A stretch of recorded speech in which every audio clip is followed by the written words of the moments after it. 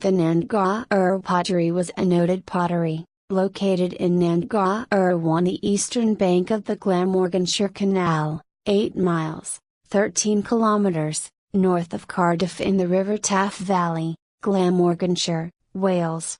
It closed in 1920, when cigarettes replaced clay pipes. Collections of this pottery can be seen at the National Museum of Wales in Cardiff, and the V&A Museum, South Kensington, London.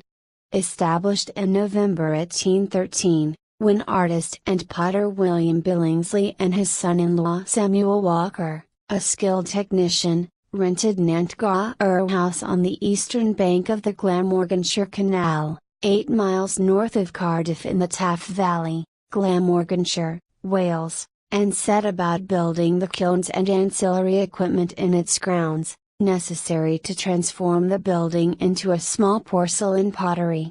Billingsley had been instrumental in the development of the porcelain recipe for flight, Barr Barr at Royal Worcester. He and Walker had signed an agreement not to disclose their new porcelain recipe to a third party, but there was no clause preventing them from using that recipe themselves.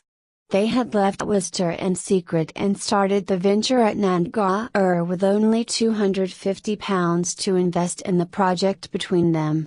By January 1814, the Quaker entrepreneur William Weston Young had already become the major shareholder in their venture, having invested £630 into the first production period at Nantgarw, as his diaries at the Glamorgan Record Office testify, where payments are recorded to a Mr. Bealey, an alias Billingsley travelled under since leaving Royal Worcester. It is assumed Young was acquainted with Billingsley through a mutual friend, and fellow earthenware decorator Thomas Pardo, whom Billingsley had approached at Swansea's Cambrian Pottery, while seeking employment in 1807. Young's work across Glamorganshire as a surveyor may have put him in the position to advise Billingsley whilst still at Royal Worcester, of the suitability of the site at Nantgarw. Its proximity to the Glamorganshire Canal enabled heavy shipments of china clay, as well as the pottery's delicate porcelain wares to be smoothly transported to and from Cardiff docks by barges. With the pottery established, Billingsley sought to produce a soft-paste porcelain. Nantgarw porcelain was made to Billingsley's secret formula. Bones, burnt and mixed with clay, were ground by miller David Jones in a mill adjoining the Cross Keys public house, in the village. The water wheel was powered by a lead running from the canal to the River Taff. The high temperature needed to produce perfect pieces made Billingsley's soft paste method difficult to fire. The vast majority of the pieces warped or shattered in the firing process. The resources of the three associates soon ran out and the group approached the British government's Committee of Trade and Plantations, the Board of Trade, requesting a grant of £500. Referring to the subsidy afforded to the famous Sevres porcelain factory by the French government. They were not successful, but one member of the committee, porcelain enthusiast Sir Joseph Banks, suggested his friend and potter William Weston Young of the Cambrian Pottery of Swansea, Glamorganshire, should make an inspection and report on the matter.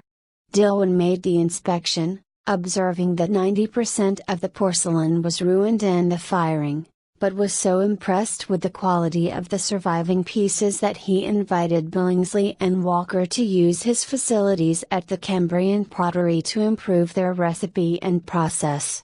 An annex was built for porcelain production at the Cambrian Pottery, where Walker and Billingsley were based from late 1814. The recipe was modified and improved, but was still wasteful enough for Young to abandon the project in 1817, when the pair returned to Nantgarw.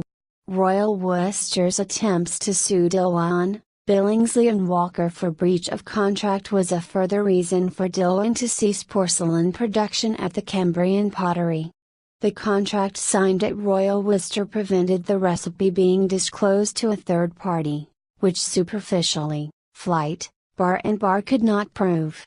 However, when Dillwyn's notebooks were interred at the V&A Museum, South Kensington, London in 1920, Billingsley's recipe was found, but had never used in Billingsley's absence. In the second phase of production at Nantgarw, Young invested a further £1,100 in the pottery as well as mustering a further £1,000 from 10 gentlemen of the county. Billingsley and Walker continued to fire their porcelain, which by this stage was of the finest quality Billingsley had ever attained, but still at a loss until one day in April 1820, while Young was away in Bristol. The pair absconded to Coalport, leaving behind them the lease to the pottery and several thousand pieces of undecorated porcelain in various stages of production, in the biscuit and the white. Young put the Nantgarw pottery and its contents up for sale via public auction in October 1820, enabling him to buy out his minor partners, become sole proprietor and manage the completion and sale of the stock, effectively salvaging the business. He invited his friend and former co-working artist from the Cambrian pottery, Thomas Pardo, to aid him with the completion and decoration of the salvaged porcelain.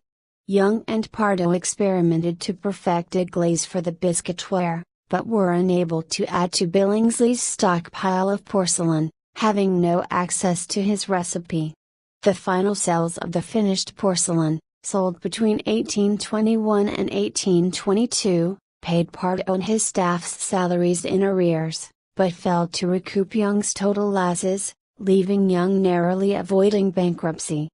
Besides the porcelain decorated by Young, but predominantly by Pardo at Nantgarw, many pieces were sold in the white to be decorated in London. These wares are known to have been decorated by Thomas Martin Randall, working for John Mortlock at the time, John Latham, William Pegg and probably Matthew Colquhoun. Nantgarw porcelain is identified with the mark Nantgarw impressed, often with the initial CW for China Works, underneath. The word Nantgarw in red script is also seen on some of the finer specimens. In 1833 William Henry Pardo, son of Thomas Pardo, took over the vacant Nantgarw pottery and began manufacturing stoneware bottles and brown glazed earthenware known as Rockingham pottery. He also began manufacturing clay tobacco pipes, many of which were exported to Ireland. The business continued under Pardo's descendants, and at its peak produced around 10,000 pipes a week, until its closure in 1920. When cigarettes replaced such clay pipes.